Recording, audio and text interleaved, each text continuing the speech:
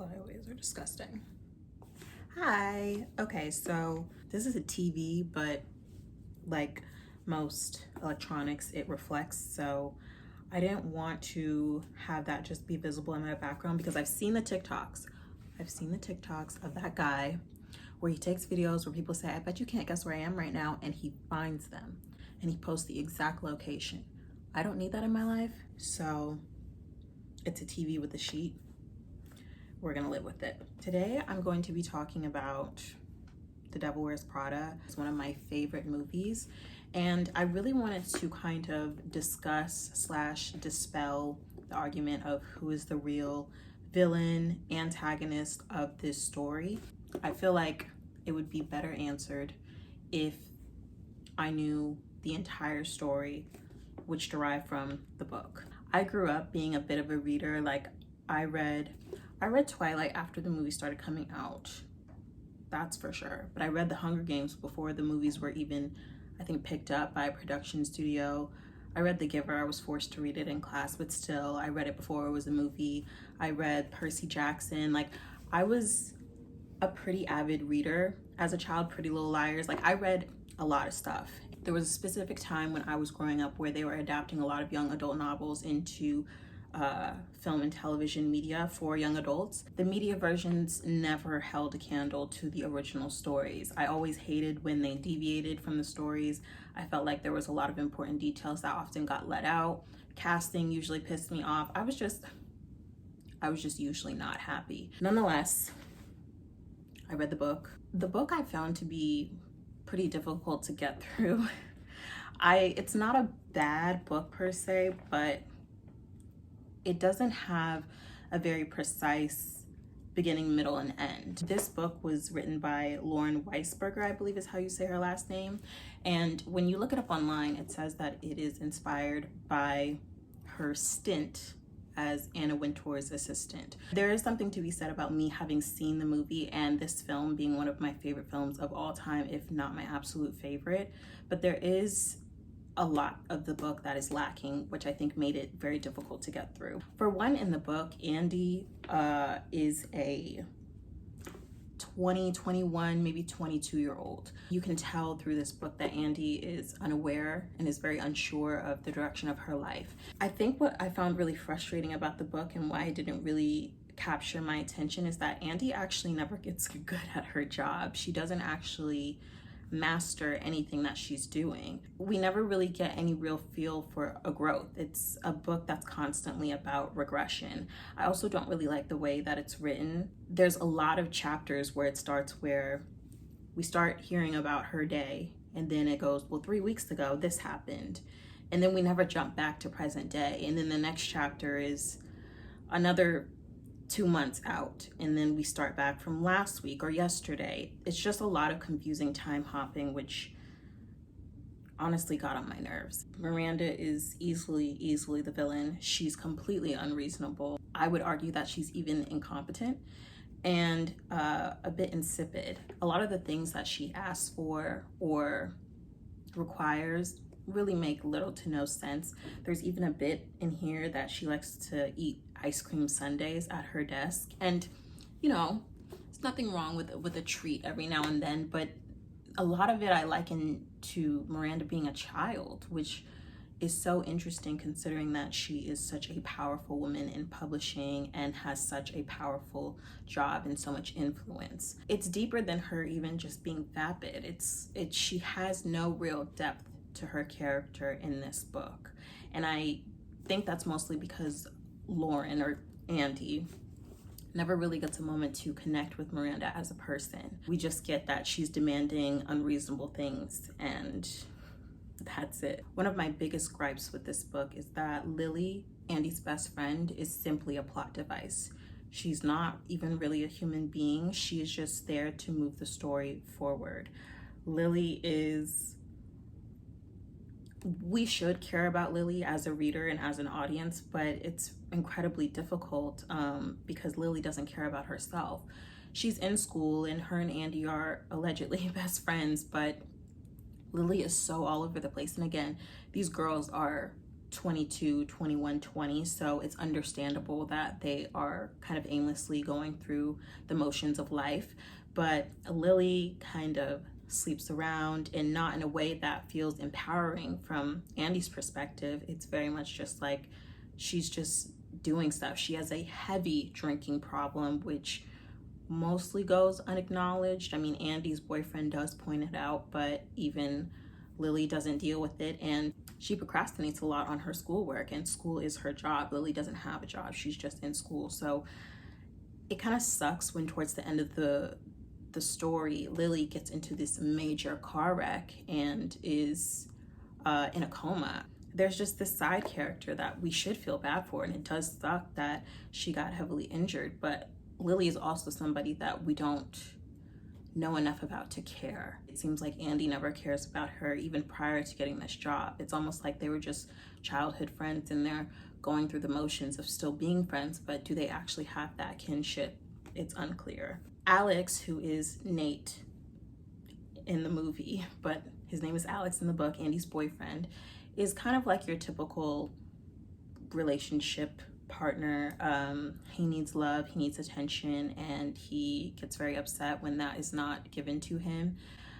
Again, I think the age bracket here is very important because obviously this is not a very serious relationship. They're too young, honestly, to be in such a serious relationship. And in the book, they don't live together. It's understandable that they can go, honestly, weeks without seeing each other. When you live with somebody, you're always going to see them at least when you come home, maybe when you wake up. But if you don't live with your partner, you have to carve out a lot of time to make sure that you're going to see them, you're going out on dates. And Andy never ever does that. Alex feels deeply neglected. Emily in the book is one of the more enjoyable characters. She has major issues, but she also has this strong motivation to do her job. She wants to excel. And I think that she is more so the draw behind Runway and really should be a piece of motivation for Andy. In the book, Emily and Andy end up having a somewhat bond. I've worked as a production assistant on several jobs, and I always say that being a production assistant is kind of like trauma bonding with somebody, because being an assistant in any field is incredibly difficult. And when you do that alongside somebody else, you guys can kind of like bitch about your boss or moan about unreasonable tasks or just complain about how little time you get to yourself or how the pay is kind of crappy and things like that. And we see that much more in the book. Emily never speaks down about Miranda, but there are a few times where Andy kind of tries to pull that out of her. Like, isn't Miranda kind of bitchy? Isn't she asking for things that seem wildly stupid? You know, she kind of tries much harder to have this bond with Emily, and there are a few times where Emily allows that to blossom a bit. They never become friends per se, but there are even in the book tasks that they have to work on together, and they figure out how to solve these challenges as a unit. Andy's family is also a major part of this story, but I would argue that they're a bit checked out. Her father and her mother are there to help her move in and out of her original apartment, and by the end of the book, she's moving into another apartment with Lily. But they're very unsupportive. They feel like her job is bullshit and they don't understand why she's doing what she's doing. And I found that to be a little frustrating because I think that of all people, family ideally should be very supportive. If they really want to be these great supportive parents, they should be doing everything they can to help uplift her into this solid spot. And while they do that physically by, again, like helping her move, they do help out with some bills here and there, they kind of talk down about her job and about what she does. A lot of Andy's frustration is that no one seems to understand how difficult her job and thus her life becomes. And it sucks that even her parents aren't very understanding. It feels like Andy has no one in her corner. And I will say, even though this book was not my favorite read, you can consistently feel the tension whenever she is asked to do something. Her phone is constantly ringing, and when it's not, she's trying to catch her breath. She's also a smoker in this book, which tracks. Every cigarette smoker I've met is the most neurotic and stressed out person I have ever met in my entire life. And You know, anytime she gets a second, she's lighting up and she's trying to calm down, and then her phone rings again. And so, of course, she's going to miss emails or calls, or she's going to forget to make a reservation somewhere. And this is for her personal life. And it just feels like she's not given a lot of grace by the people that are supposed to love her. And it does feel like nobody understands the type of pressure and strain she's under to really make this job happen. But again, Andy doesn't care about this job, and also she's not very good at it. She actually sucks, and I think she should have gotten fired a lot earlier. While the book is entertaining, nothing really happens until the third act, which is when Lily has her accident. Andy's not there for her. Andy's parents go off on her and say, you know, you haven't seen your nephew who's about to be 6 months. You know, he was just born, you haven't seen him yet. Lily's in the hospital and you're leaving to go handle work stuff. The whole story boils over to her cursing Miranda out in front of a group of people and leaving her job. The bottom line is that we follow an uninteresting character through one of the most interesting industries, and she learns nothing. She doesn't improve, she doesn't grow, she barely even learns anything about fashion or comes to have a real appreciation behind it. And by the end of the book, she's kind of just throwing her hands up and saying, whatever, you know, it was a thing that I did, and that's just gonna be that. It's not a bad book. It lacks a lot of life and enthusiasm that I was hoping that something like this would have. It's a lot of drudgery, honestly. I wouldn't read it again, and I don't think I'd recommend it either. The opening sequence of this movie is incredible, from song choice to even the montage where we get a comparison of the type of girl that Andy is and the type of girls that she's about to be surrounded by in this line of work.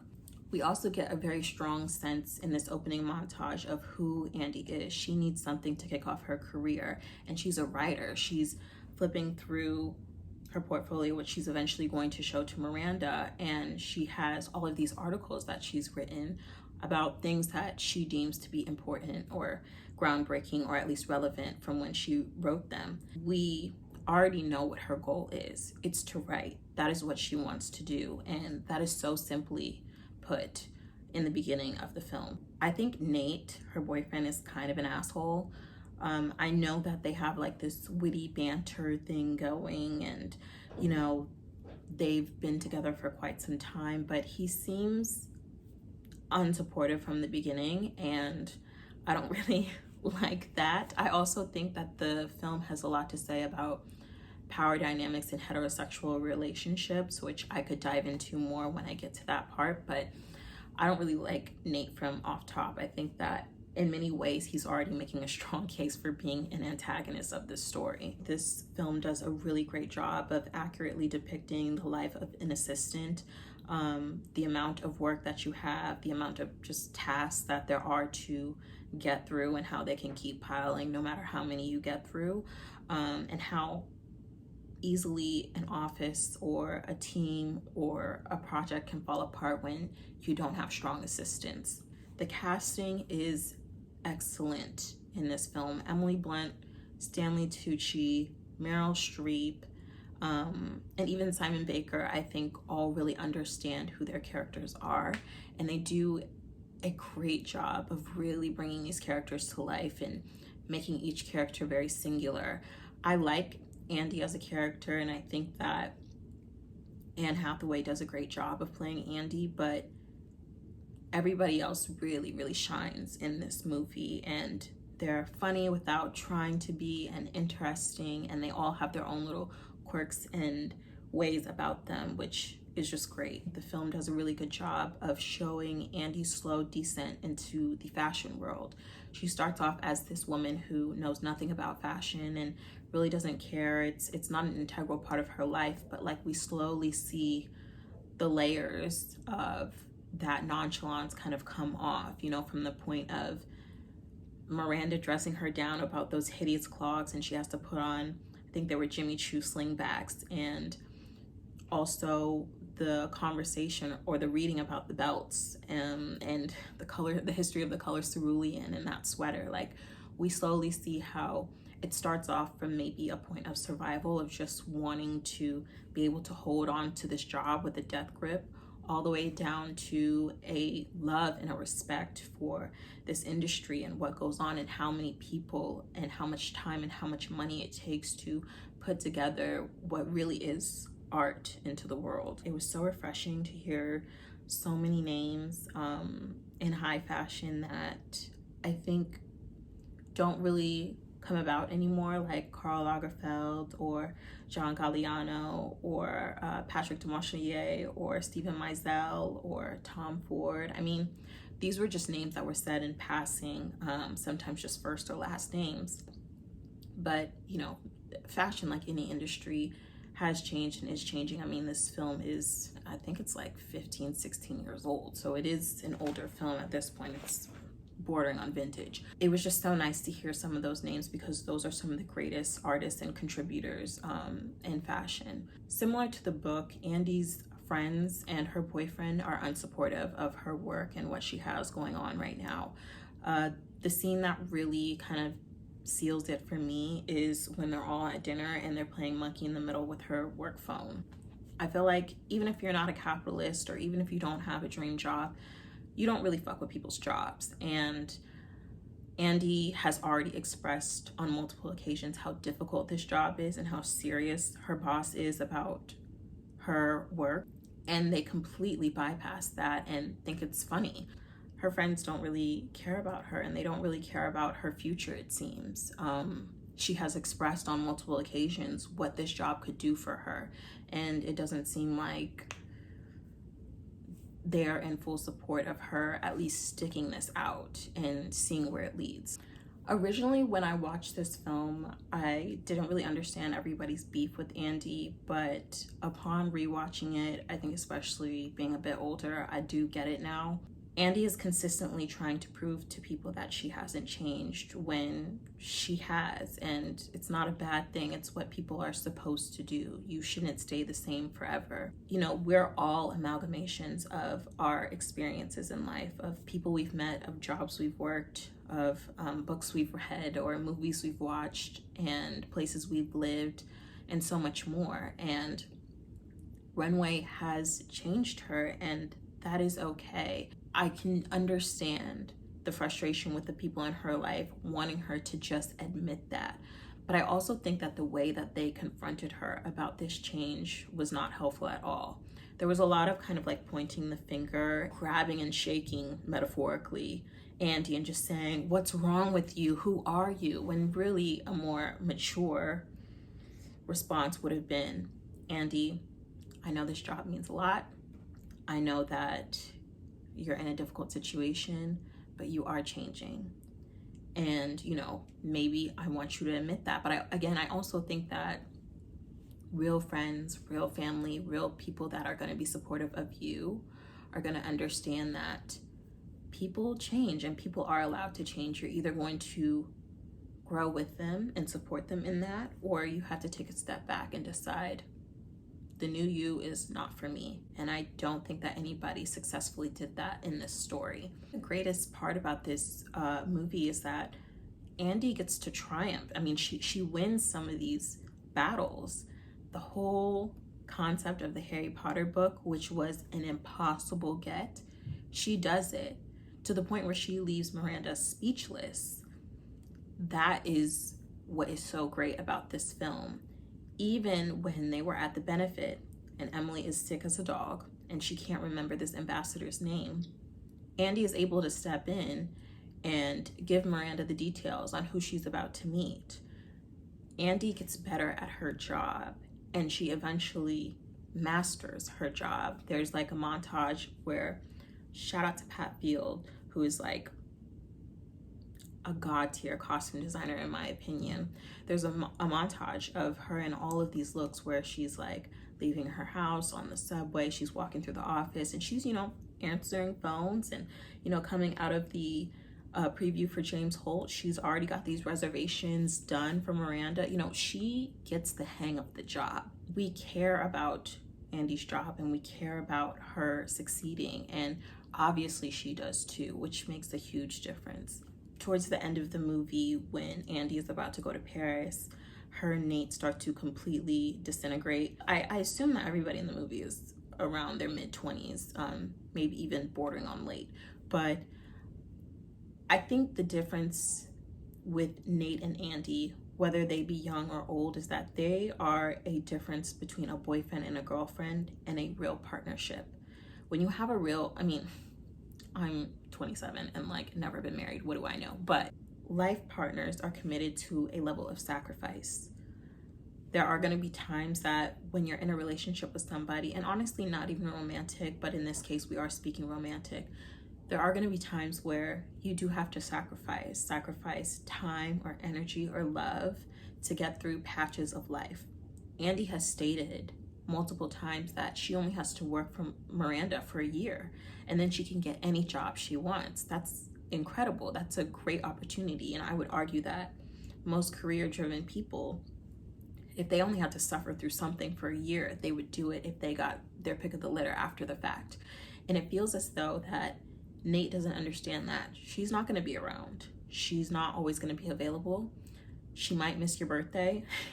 She might have to dress a little different or drink a little bit of the Kool-Aid to, survive this world, but it's just a year.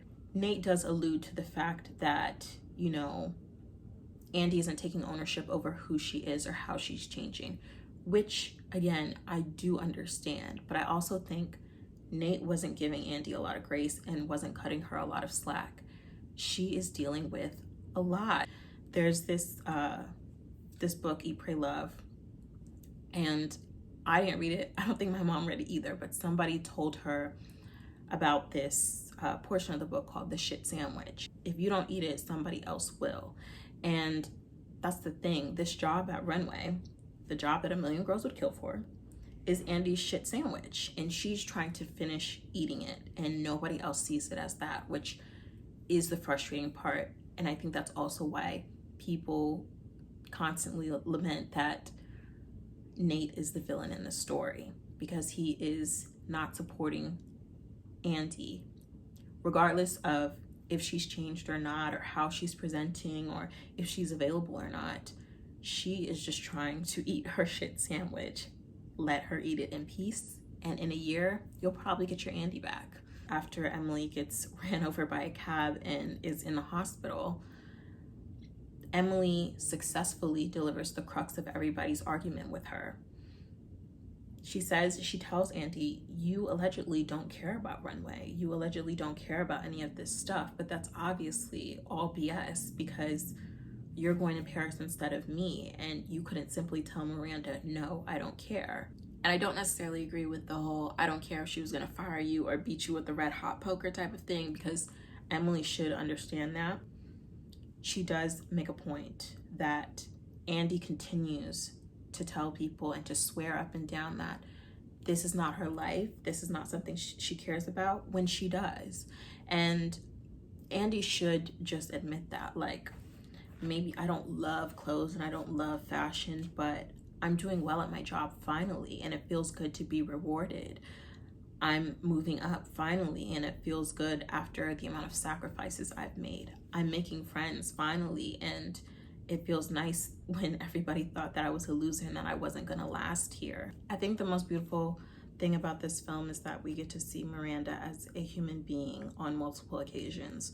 When Andy goes up to her apartment to drop off the book on the stairs because the twins told her to, and we see a slight argument with her and her husband at the time, and especially in Paris when we find out that Miranda's husband has filed for divorce, and we see her, clearly with bloodshot eyes, probably from crying. We get to see that. It creates a bond, not just between the viewer and the story, but also between Andy and Miranda. You kind of feel bad for Miranda, and you understand the level of pressure that she's under as a woman that is very powerful, as somebody that has to hold up a pure institution in an industry, possibly one of the most important and powerful ones. And you understand the pressure she's under socially, even when she speaks about how her daughters are going to be affected by another divorce and what they're going to write about her in the papers. It gets to the point where even after that, Andy ends up defending Miranda, which at the beginning of the movie you would never think would happen. You really start to feel for Miranda, and whether she's a villain or not, you start to have empathy for her as a character. In the end, I love that in the film that Andy ultimately decides to quit, not because the job is too difficult or unreasonable, but because of the nature of the business. Even though she has already kind of screwed over Emily, she sees what happens to Nigel. It doesn't matter how much of yourself you give. It doesn't guarantee a reward. And to me, that was a great ending to this story. It's not that she couldn't do it. It's not that she couldn't handle it. It's because she finally did see, if I take this step and continue, I really will be a different person. And I don't like that. I don't want to associate with people like that. And I don't want to, lose ultimately my heart due to this job. The movie is a 10 out of 10. Great, great, great film. The film easily enhances the book in every single way. Andy is written very well for the film. But I mean, even in the book, there is something to be said about your best not being enough. And that was explored very well in the beginning of the film, but I think ultimately that is what the book is about as well. Andy as a character is really giving it her all and is really trying, and sometimes it's just simply not enough and it's not going to be good enough. And I think that's something that a lot of us as people have to contend with in many different situations. In comparison with the book and the film, Nate is not the villain. He's just not, unfortunately. I think just even based on the way that his character reacts and is written to a lot of things. However, I do think that his character is a great example of societal expectations between men and their female partners. Regardless of where we are in society today, there has been a precedent set that men are kind of the workhorses of a unit, a relationship unit, a family unit, and that women are expected to be the supportive partners. And even if, as a woman, you may have a career, it is not necessarily meant to be bigger or brighter or require more time and sacrifice than a man's career. And I think in both the book and in the film, we kind of see somebody that is in need of his partner, in need of love and affection and time. But also, I think we see somebody that's not used to having to be put on the back burner for a career. I would argue that if Andy was a man and Nate was a woman, we would probably see Nate's character completely differently. If she was Natalie, we'd probably see her as being kind of bitchy or whiny. And I would argue that Andy, if Andy was a man, would probably drop her altogether and just find somebody who could contend with the fact that he has a big career coming and that he has to do what he has to do. The book is based on somebody's real life, but I wonder if that is intentional, and that is why it can come off as almost villainous, just because of the gender dynamics that are at play there. In the book, Lily falls into this coma because of this car crash and because she's sleeping with this guy who was drinking while he was driving, and it's obviously so much more dramatic, as opposed to the somewhat comedic, dare I say comedic, injury of Emily and her stepping over Emily and thus going to Paris and seeing Miranda, boxing out Nigel to get Jacqueline Foley a job so that she could keep her own job.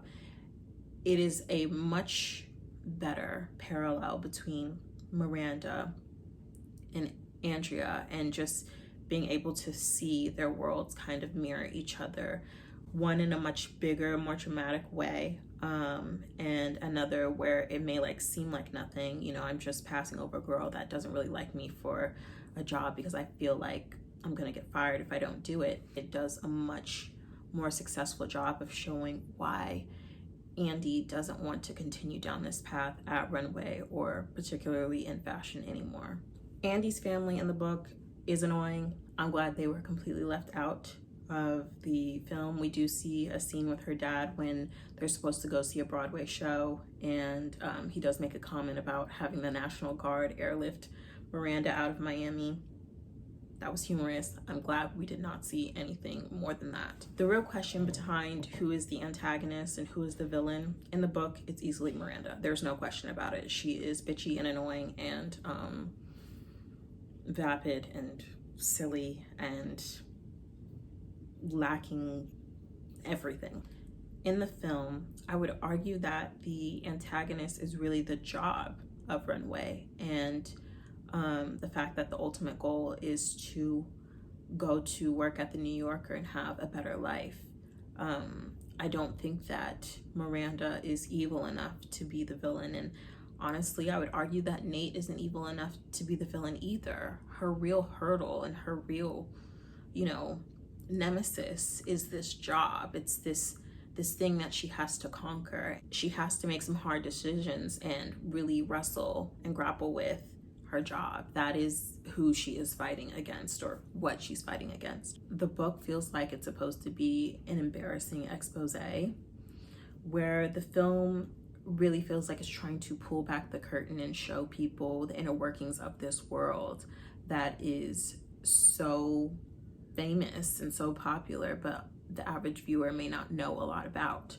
Like I said, I didn't like the book, but without the book, we would not have such a fabulous film. That's my review of The Devil Wears Prada. There shall be no more arguments about who's the villain. Nobody's the villain, okay? At least not a person. All right, I will see you guys in another upload. Bye.